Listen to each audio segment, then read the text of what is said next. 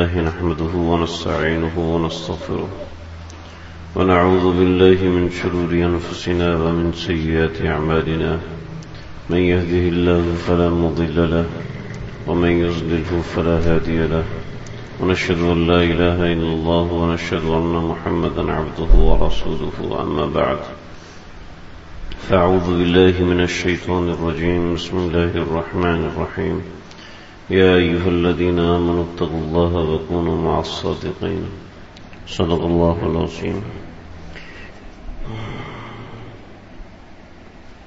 نیک بننا ہم سب پہ فرض ہے. اللہ سے تعلق کو حاصل کرنا، اللہ سے تعلق کو پانا، ایک وجدان کو محسوس کرنا، یہ ہم سب کے ذمہ لازم ہے. بعض مشائخ کا مقولہ بھی ہے الشیخ فی قومہ کالنبی فی امتہ، کہ شیخ کو اپنی ڈیوٹی، اپنی ذمہ داری ایسے نبھانی چاہیے جیسے پیغمبر کو اپنی امت کے اوپر نبھانی ہوتی ہے. تو ایک تار اس کی ٹوٹی ہوئی ہے، بس ٹھیک ہے، خود ہی اترے گی چڑھے گی، بس چھوڑ دو، ہاتھ نہیں لگو گے. تو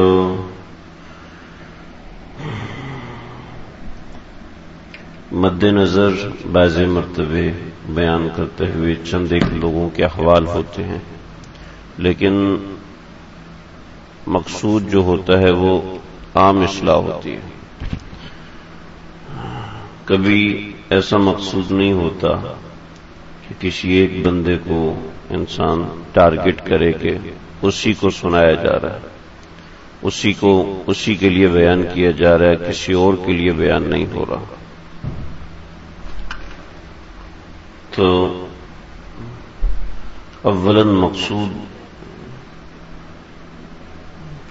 آنے والی نسلیں، آنے والے لوگ، آنے والی امتیں، وہ بھی مراد ہوتی ہیں. جیسے شاہ ولی اللہ محدث دہلوی رحمۃ اللہ علیہ نے فرمایا کہ شان نزول کے اندر پڑ جانا یہ تفسیر میں سب سے بڑی گمراہی ہے. کہ شان نزول بعض مرتبہ ایک ہوتا ہے، لیکن عام طور پہ العبرۃ لعموم اللفظ لا لخصوص السبب، کہ کسی ایک وجہ سے آیت نازل نہیں ہوتی، بلکہ اللہ رب العزت کو پتہ ہوتا ہے کہ میں نے آگے کون سی امت آنی ہے، کیا کیا حالات ہونے.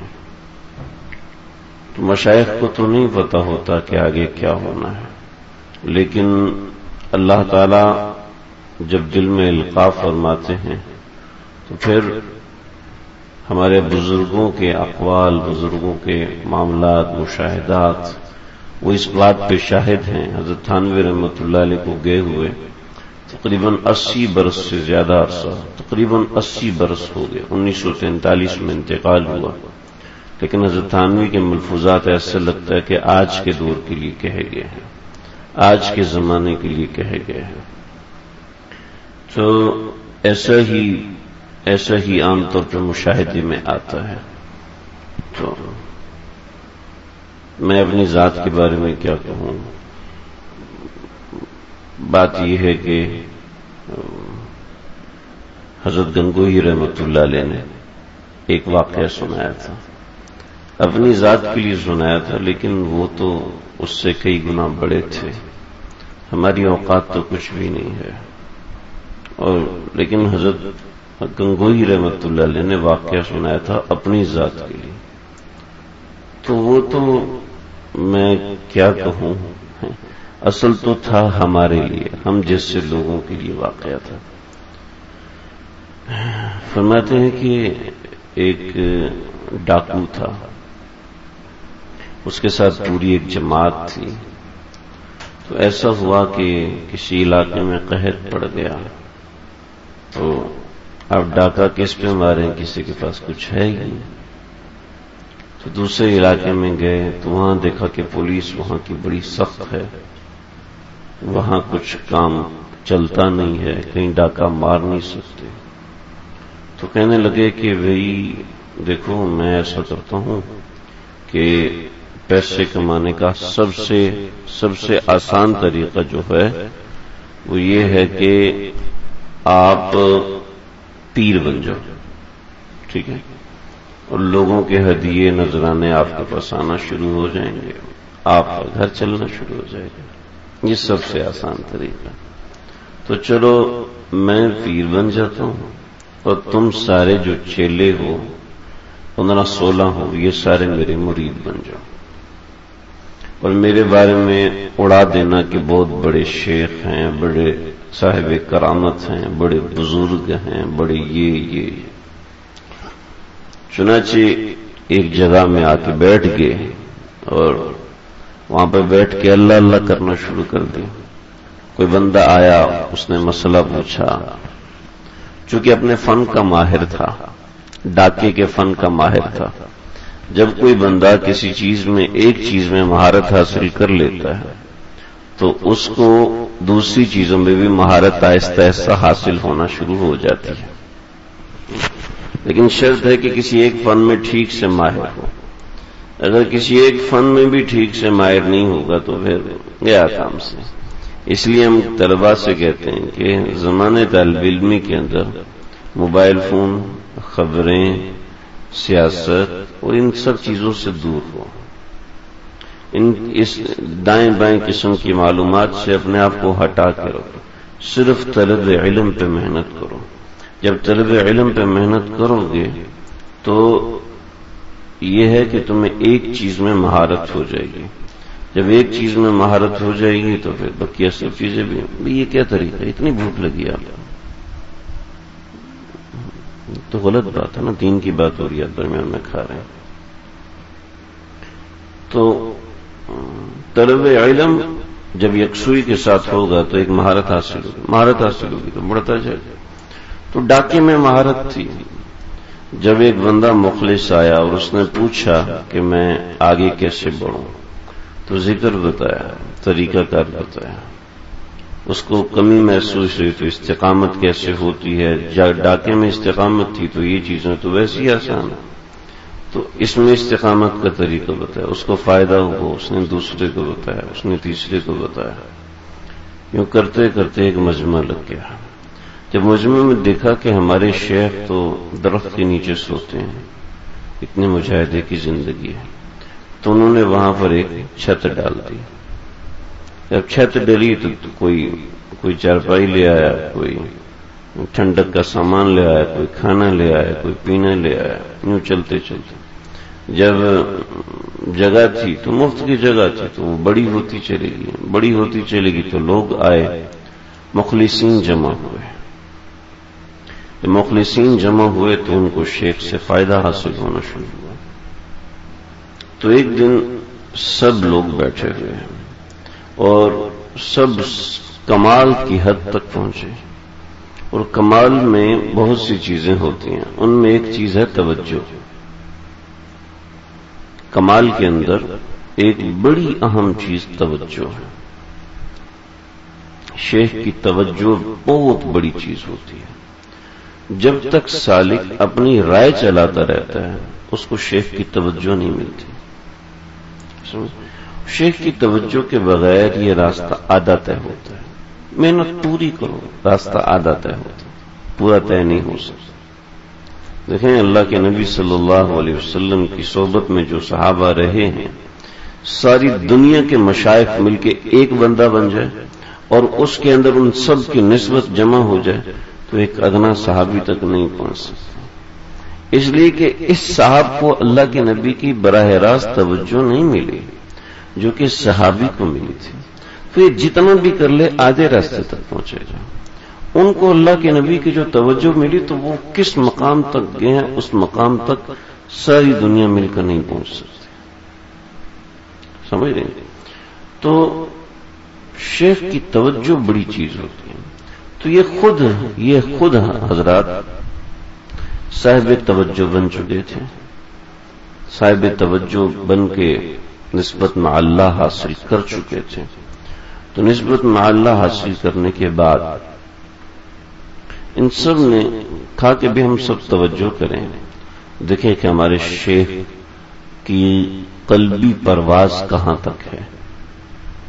تو سب نے توجہ کی تو پہلے آسمان تک پہنچے کہ شیخ کی قلبی پرواز تو یہاں تک نظر نہیں آ رہی، کہ دوسرے آسمان تک پہنچو، پھر تیسرے آسمان، پھر 7ویں آسمان۔ شیخ کی قلبی توجہات تو یہاں پہ ہیں ہی نہیں، تو اس کا معنی ہے کہ بہت اوپر ہے۔ اب وہ کتنی اوپر ہیں جہاں تک ہماری توجہ نہیں پہنچ سکتی۔ تو شیخ تشریف لائے تو کہنے لگے کہ حضرت ہم سب نے مل کے محنت کی اور پہلے آسمان تک لقاء کیا، پھر دوسرے آسمان تک کیا، پھر تیسرے آسمان تک کیا، پھر چوتھے، پھر 5ویں، یہاں تک 6ٹھے آسمان۔ ہمیں سمجھ میں نہیں آیا آپ کا مقام کہاں پہ ہے۔ تو شیخ وہاں بیٹھے ہو رونا شروع ہو گیا، کہنے لگے کہ اس شخص کا کیا مقام ہو سکتا ہے جس نے زندگی بھر حرام کھایا ہو، کبھی نماز نہ پڑھی ہو، جس کے ذمہ قضا نمازیں ہوں، جس کی نیت ہی مال کھانے کی ہو، اس کو کیا مقام مل سکتا ہے؟ حضرت آپ ایسا کیسے کہہ سکتے ہیں؟ ایسا نہیں ہو سکتا۔ کہا کہ دیکھو بات وہی ہے جو میں تمہیں کہہ رہا ہوں، مسلمان کبھی جھوٹا نہیں ہو سکتا۔ یا رسول اللہ مسلمان بخیل ہو سکتا ہے؟ جی ہو سکتا ہے۔ کیا مسلمان بزدل ہو سکتا ہے؟ جی ہو سکتا ہے۔ کیا مسلمان جھوٹ بول سکتا ہے؟ نہیں، مسلمان جھوٹ نہیں بول سکتا۔ خیانت اور کذب مسلمان میں جمع نہیں ہو سکتی، ایمان اور جھوٹ ایک دل میں جمع نہیں ہو سکتا، سمجھ رہے؟ مسلمان جھوٹ بول دے یہ ممکن نہیں ہے۔ آپ صلی اللہ علیہ وسلم کے ارشادات کا کچھ مجموعہ میں نے ذکر کیا، تو کہنے لگے کہ سچ یہی ہے کہ میری جس کی نیت صحیح نہیں ہے، جس کا عمل صحیح نہیں ہے، جس نے کھایا حرام ہو، جس کی زندگی میں گناہ ہو۔ دیکھو نیت بڑی اہم ہے، بڑی اہم ہوتی ہے۔ عام طور پر باہر سے آنے والے، دور سے آنے والے وہ اپنی نیت کی وجہ سے پا جاتے ہیں، اور ساتھ رہنے والے پرانے خدام نہیں پا سکتے، کیونکہ وہ اپنی نیت درست کر ہی نہیں پاتے۔ ان کو پتہ ہے شیخ ہر وقت ہمارے سامنے، یہ کون سا آسمانوں پہ جاتا ہے، یہ کون سا بڑے پہنچی ہوئی سرکار ہے، یہ تو ہر وقت ہماری آنکھ بھی توجہ سے سنو آپ، یہ تو چلے جاؤ اٹھ کے، طریقہ تو نہیں ہے، اپنے آپ کو ضائع کر رہے، وقت کو ضائع کر رہے، جا کے سو جائیں، پھر میری توجہ بھی خراب کر رہے ہیں۔ تو جب نیت نہیں ہوتی تو انسان وہ ہے نا، نیا گرا آبشار کے نیچے حضرت والا رحمت اللہ علیہ فرماتے تھے، پیالہ الٹا رکھ دو نا تو ہمیشہ خالی رہے گا، کبھی بھرے گا نہیں۔ تو جب نیت صحیح نہیں ہوتی تو انسان کتنا بھی بڑا شیخ ہو استفادہ نہیں حاصل کر سکتا۔ تو کہنے لگے کہ حضرت ایسا کیسے ہو سکتا ہے، ہم تو بالکل کورے تھے اور ہمارا کوئی اللہ سے تعلق نہیں تھا، اور ہم توجہ کرتے ہیں تو 7 آسمانوں سے پار چلی جاتی ہے، تو حضرت یہ کیا ہے؟ فرمایا کہ یہ صرف اس لیے ہے کہ آپ لوگ مخلص ہیں، آپ مخلص ہیں، آپ کے اخلاص کی وجہ سے اللہ تعالیٰ نے آپ کو یہ مقام دیا، ورنہ میرا اس میں کوئی زور نہیں ہے، کوئی زور نہیں۔ آپ کا اخلاص تھا تو من جانب اللہ آپ کو توجہ ملی، میرے پاس تو توجہ ہے ہی نہیں۔ آپ کا اخلاص تھا، اللہ نے آپ کو مقام دیا، آپ کے اخلاص کی وجہ سے آپ کو یہ چیز ملی۔ تو شیخ الہند رحمت اللہ علیہ تو مخلص بھی تھے، اللہ کا شکر ہے اللہ تعالیٰ نے ہمیں چوری چکاری سے بچایا، لیکن سچ بات تو یہ ہے کہ اعمال چوروں سے بھی بدتر ہیں، اللہ معاف فرمائے۔ جن لوگوں کو فائدہ ہوتا ہے ان کو اپنے اخلاص کی بدولت ہوتا ہے۔ مجھے آج تک یاد نہیں ہے کہ میں نے آج تک کسی کو کہا کہ یہ میرا مرید ہے، کسی کو کبھی بھی نہیں کہا. کئی ایسے پرانے تعلق والے ہیں، جب بھی کوئی ملتا ہے یہ مجھ سے تعلق والے ہیں، یہ مجھ سے زیادہ ہوا تو یہ کہہ دیا کہ یہ بیت ہیں. مجھے حضرت فیروز میمن صاحب سے ایک مرتبہ بڑی خطرناک ڈانٹ پڑی، بہت زبردست قسم کی ڈانٹ پڑی. حضرت نے کہا بھی تم اپنے مریدین کو نہیں ملواتے. تو میں نے حضرت سے کہا کہ حضرت میں کیا کہوں، مجھ سے یہ لفظ کہنے نہیں ہوتا کہ یہ میرا مرید ہے، مجھ سے یہ جملہ نہیں کہا جاتا، کیونکہ میں اپنے آپ کو اس قابل نہیں سمجھتا کہ کوئی میرا مرید ہے. تو جو ہے آپ بڑوں کا نام ہے، بزرگوں کا نام ہے، کوئی پوچھتا ہے تو بتا دیتا ہوں، ورنہ فلاں فلاں فلاں فلاں فلاں فلاں یہ سب لوگ، یہ سب میرے سے تعلق والے آپ سے ملے تو تم نے بتایا کیوں نہیں اتنی ڈانٹ پڑی. حضرت مجھ سے یہ جملہ نہیں کہنے ہوتا، یہ میرے مرید ہیں.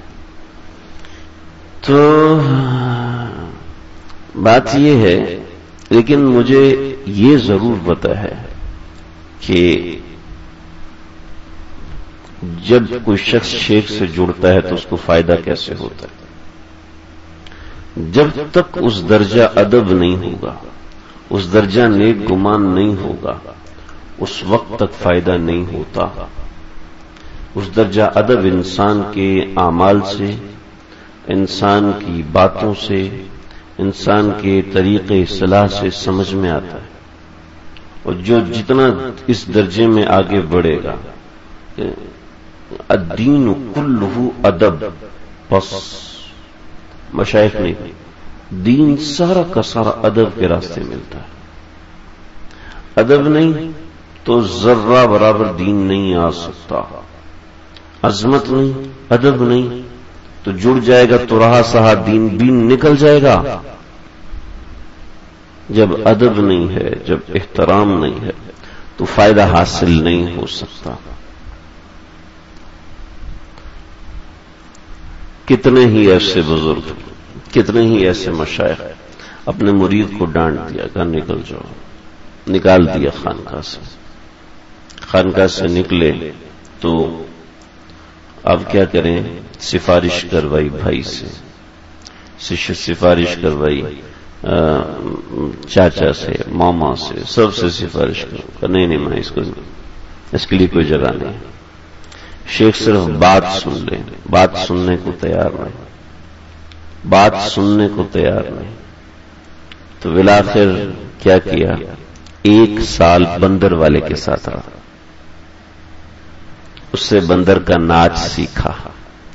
پھر بندر لے کے آیا شیخ کے علاقے میں.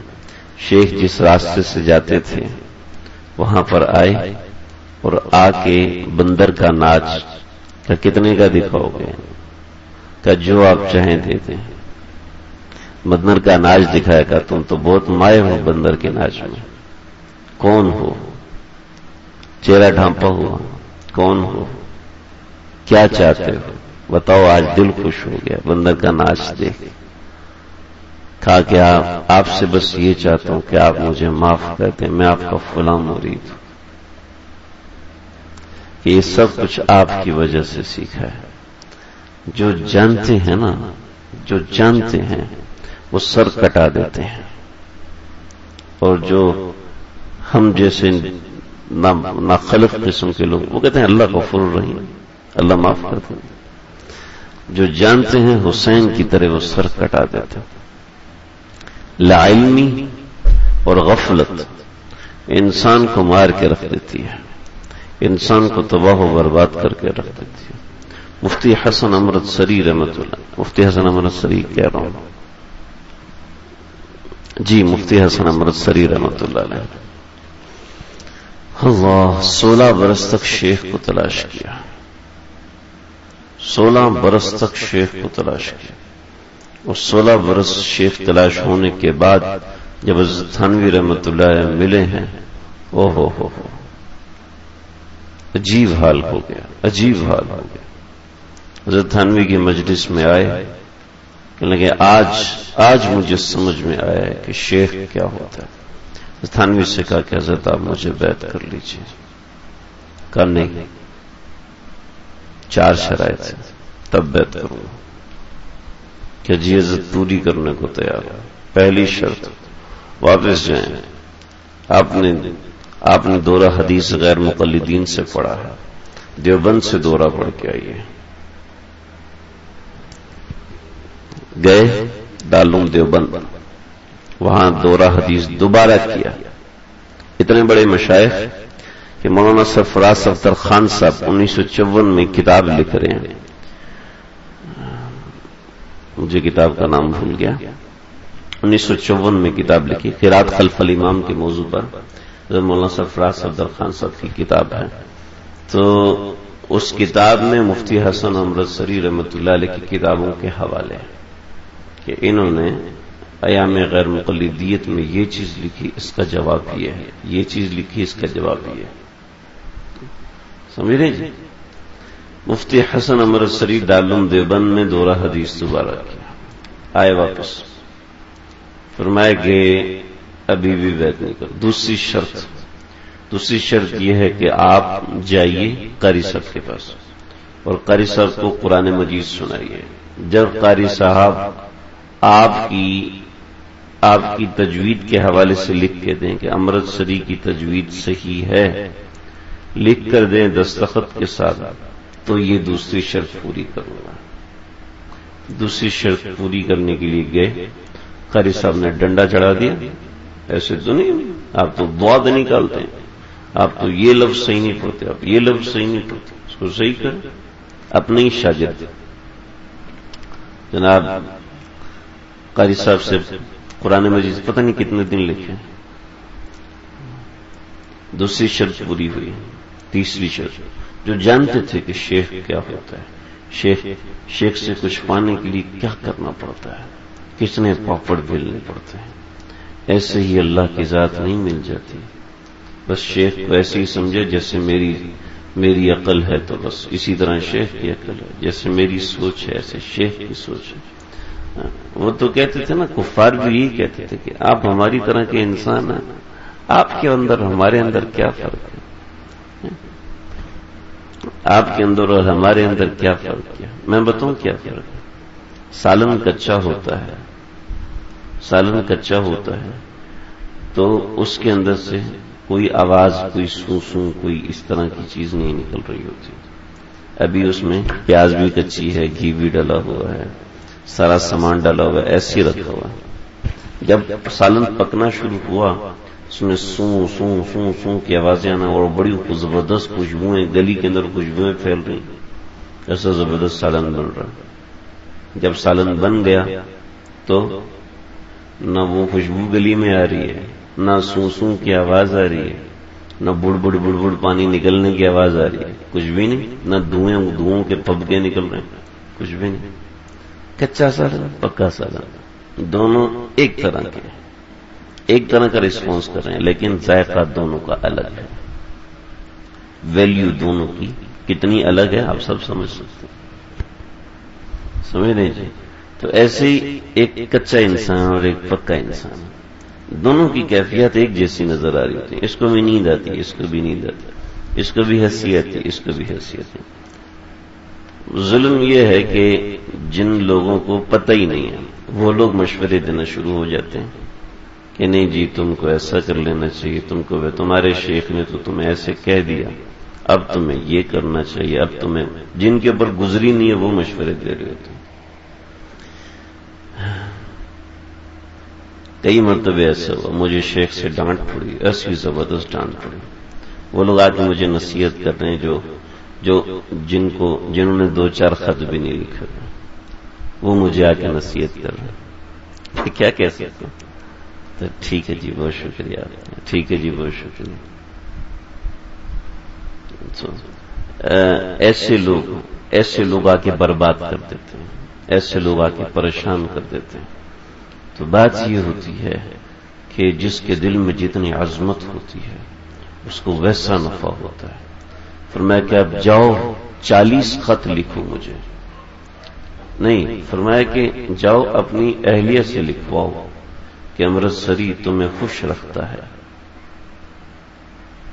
گئے اہلیہ سے لکھوایا، حضرت کو بھیجا، جی حضرت یہ مجھے خوش رکھتے ہیں، بہت اچھا۔ پھر فرمایا کہ اب جاؤ 40 خط لکھو، جب 40واں خط لکھو گے تب میں بیعت کروں گا۔ کیا دشمنی تھی حضرت تھانوی کو مفتی حسن امرتسری سے؟ کیا دشمنی؟ کوئی چیز دیکھی تھی جو دینا چاہتے تھے، کوئی چیز دیکھی تھی جو ان کے لیے اللہ نے انتظار میں رکھی ہوئی تھی، وہ دینا چاہتے تھے۔ ایک شخص آئے، دارالعلوم دیوبند کے تمام اساتذہ سے مناظرہ کیا، سب نے کہا جاؤ تھانوی رحمت اللہ علیہ کے پاس، ان کے پاس جاؤ، ان سے بات کرو۔ چنانچہ وہ آیا کہ مجھے وسوسہ ہے میں عیسائی ہو گیا، مجھے وسوسہ ہے میں عیسائی ہو گیا۔ حضرت تھانوی نے سمجھایا، جب نہیں سمجھا تو ایک تھپڑ کس کے لگایا، یہ تھپڑ لگایا تو زمانے، آج کل ہم پگڑی ٹوپی پہنتے، اس زمانے میں عام طور پہ سب لوگ پگڑی پہنتے تھے، عام طور پہ سارے لوگ پگڑی پہنتے، جسے آپ کوئٹہ میں چلے جائیں تو سارے امام صاحب گھوم رہے ہوتے ہیں، سبھی نے پگڑی باندھی ہوتی، تو وہ تھپڑ مارا تو وہ پگڑی جا کے وہ گری، واپس کہا جاؤ بن جاؤ عیسائی۔ تو اٹھے، پگڑی اٹھائی، کہا سارے وسوسے چلے گئے، سارے وسوسے چلے گئے۔ تو حضرت مجذوب نے کہا حضرت آپ نے اللہ کے اشارے پہ جھانپڑ مارا ہے؟ کہا نہیں، مجھے تو غصہ آیا تھا میں نے مار دیا۔ تو بات یہ ہے کہ شیخ کبھی غصے میں آ کے بھی ڈانٹتے تو اس میں بھی اللہ فائدہ ڈالتا ہے، کیونکہ وہ اللہ کے لیے ہوتا ہے، وہ اپنے نفس اور ذات کے لیے نہیں ہوتا۔ اللہ اکبر۔ سید سلیمان ندوی رحمۃ اللہ علیہ، یہ حضرت تھانوی رحمۃ اللہ علیہ سے جب بیعت ہوئے تو فرمایا ایسے بیعت نہیں کروں گا، ایسے بیعت نہیں کروں گا، پہلے آپ کے مضامین شائع ہوتے ہیں، اس میں آپ اعتذار شائع کریں کہ یہ علماء اہل حق کا مسلک نہیں ہے، اگر رائے ہے تو آپ کی ذاتی رائے ہے، علماء اہل حق کا مسلک نہیں۔ حضرت کوئی نصیحت فرمائے، فرمایا کہ سارے دین کا حاصل مٹنا ہے، جب تک میں رہتی ہے دین حاصل نہیں ہو سکتا، جب تک اپنے وجود میں میں رہتی ہے، جب تک یہ رہتا ہے کہ میں تو یہ، میں تو وہ، میری یہ ویلیو، میری وہ ویلیو، اس وقت تک جب تک اپنی اہمیت دین کا ذرہ بھی حاصل نہیں ہوا ہوتا، دین کا کچھ بھی حاصل نہیں ہوا ہوتا۔ جو میں نکلنے کے بعد حاصل ہونا ہوتا ہے وہ سمجھتا ہے دین یہی سب کچھ ہے، اس کو نہیں پتا آگے کتنے بڑے بڑے پہاڑ ہیں۔ جب انسان کی میں نکلتی ہے، جب انسان کے اندر سے خودرائی نکلتی ہے، تو انسان جس شخص میں، میرے استاد جی فرماتے ہیں مفتی نعیم صاحب دامت برکاتہ، جس انسان میں خودرائی ہے، فرمایا حضرت تھانوی رحمۃ اللہ علیہ فرماتے ہیں وہ صرف رائی ہے، اس کے پاس صرف رائی ہے اور کچھ نہیں، اسی رائی کو پہاڑ سمجھ کے بیٹھا ہوا ہے، جس کے اندر خودرائی کا مطلب ہے کہ اپنی مرضی، میری مرضی کے مطابق ہوں۔ جب اپنی رائے کے مطابق چلے گا تو کبھی مٹنا نصیب نہیں ہو، اور دین تو ہے ہی مٹنا، دین تو ہے ہی سراسر مٹنا ہے۔ اللہ کے نبی کی صحبت میں رہتے ہیں، اللہ کے نبی کے اپنی آنکھوں سے وہی اترتے دیکھتے ہیں، اس کے باوجود کہتے ہیں نافق حنظلہ، منافق ہو گیا، میں تو منافق ہوں۔ اور ہمیں اپنے ایمان پر، ہمیں اپنی توبہ پر اتنا یقین ہے کہ جی قبول ہی قبول ہے، ایسے بے فکری سے کہتے ہیں جی میری تو توبہ قبول ہو گئی، ایسی بے فکری، انا للہ و انا الیہ راجعون۔ بعض ایسے بھی ہیں جن کو تنبیہ کے بھی ایسے توبہ نہیں ہوتی، کہتے اور کیسے توبہ ہوتی؟ جب اس طریقے سے پوچھیں گے تو کون بتائے گا اس طرح کیسے توبہ ہوتی؟ اللہ دین ادب سے حاصل ہوتا ہے، دین مٹنے سے حاصل ہوتا ہے، دین خود کو کھپانے سے حاصل ہوتا ہے. میں نے تو اپنے آپ کو سب کچھ کھپا لیا. جب آپ کو پتہ ہے کہ میں نے سب کچھ کھپا لیا تو آپ کو کیا پتا کہ آپ نے کیا کیا. جو شخص دعویٰ کر رہا ہے کہ میں نے تو سب کچھ کر لیا، میں نے تو سب کچھ کر لیا، دین میں دعویٰ تو ہے ہی نہیں، دعوے والا تو ہے ہی صفر.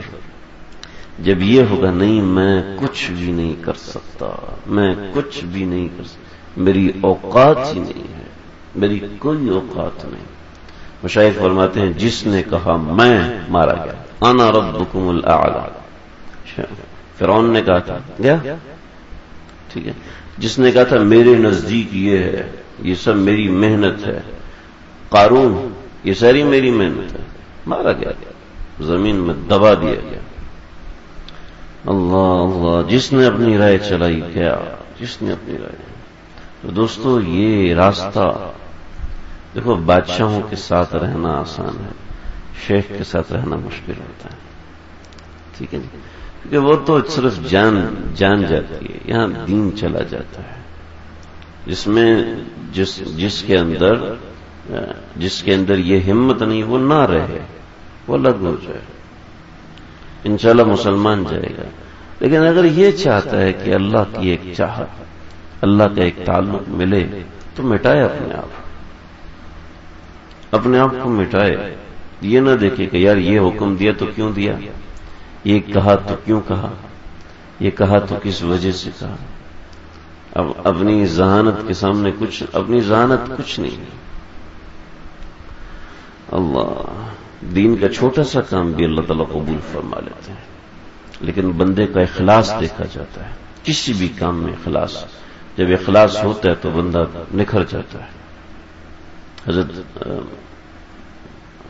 قاری پانی پتی بخش، قاری رحیم بخش پانی پتی رحمت اللہ علیہ ہمارے بڑے مشائخ میں سے گزرے ہیں. بس ختم کر رہا ہوں میں. وہ ایک طالب علم بے ادب تھا، بے ادب طالب علم، اس کو مدرسے سے نکال دیا، دارالعلوم دیوبند سے نکال دیا. اس نے جا کے مدینہ یونیورسٹی میں داخلہ لیا اور وہاں سے فاضل ہوا. وہاں سے فاضل ہوا تو اپنی سند جو ہے دارالعلوم دیوبند نے بھیجی اور نیچے تحریر بھیجی کہ آپ نے تو مجھے نکال دیا تھا، دیکھیں میں دوسری جگہ جا کے داخل ہو گیا. یعنی اپنے اساتذہ کے سامنے یہ روب ڈالنے کی کوشش کی کہ تم نے مجھے قبول نہیں کیا، دیکھو میں غیر مقلد ہو گیا. تم لوگوں نے تو قبول نہیں کیا، ٹھیک ہے نا، میں غیر مقلد تمہاری وجہ سے ہوں. سند مجھے مل گئی، اب مجھے روک کے دیکھو. کیا ہوا؟ قاری رحیم بخش پانی پتی رحمت اللہ علیہ کہنے لگے حج کے موقع پر مجھے کسی نے آواز دی تو میں نے دیکھا دائیں بائیں کوئی بھی نہیں، ایک بندہ لیٹا ہوا تھا. میں اس کے پاس گیا، بھی آپ نے مجھے بلایا. تو کالے کپڑے میں لپٹا ہوا، اپنے کپڑے کے اوپر سے چہرے کے اوپر سے کپڑا ہٹایا تو دیکھا وہی طالب علم جس نے اپنی سند بھیجی تھی. کہنے لگا حضرت میں برباد ہو گیا. میں نے سمجھا کہ میں اپنے علم کے، اپنی محنت کے بل بوتے پہ بہت اوپر چلا جاؤں گا. دیکھو اللہ نے مجھے برباد کر دیا، میری عقل نے مجھے برباد. اللہ کیا برباد کر؟ تیری عقل نے تجھے برباد کیا، تیرے گھمنڈ نے تجھے برباد کیا. تم سمجھتے تھے کہ میں تو علمی باتیں کرتا ہوں، لیکن وہ ساری عقلی باتیں تھیں، کیونکہ اپنے بڑوں کو بڑا نہیں سمجھا، اپنے آپ کو بڑا سمجھا. جس شخص نے اپنے آپ کو بڑا سمجھ کے گیا تو کچھ حاصل ہونے کا نہیں ہے، کچھ حاصل نہیں کر پاتا. اللہ تعالیٰ مجھے، آپ کو، ہم سب کو اللہ چھوٹی سی کوشش کو قبول. میرے دل میں چھوٹی سی بات آئی تھی، میں ذکر کر دوں. ہمارے ایک بہت بڑے مشائخ بزرگ گزرے ہیں. فرمانے لگے کہ میں گیا کسی علاقے میں پڑھنے کے لیے، مجھے وہاں پہ داخلہ ملا لیکن وہاں پہ کھانے کا انتظام نہیں تھا. میں بڑا پریشان ہوا. عصر کا وقت تھا، وہاں بیٹھا ہوا تھا تو ایک بڑھیا آئی. کہنے لگی بیٹا کیوں پریشان ہے؟ تو کہنے لگے کہ مسئلہ یہ ہوا ہے کہ مجھے یہاں میرے کھانے کا انتظام نہیں ہے، تو میں کیسے رہ سکتا ہوں کیونکہ یہاں تو کھانا ملے گا نہیں. تو کہنے لگی کہ بیٹا میں مزدوری کرتی ہوں، گھروں میں کام کرتی ہوں، میں ماسی ہوں. مجھے صبح 2 روٹیاں ملتی ہیں، شام کو 2 روٹیاں ملتی ہیں.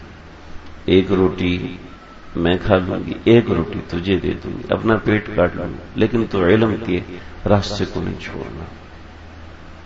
کھا کے ٹھیک ہے، چنانچہ لگے کہ بڑی بھی اتنی وعدے کی پابند تھی کہ پابندی سے صبح ایک روٹی پہنچا دیتی، شام کے وقت ایک روٹی پہنچا دیتی۔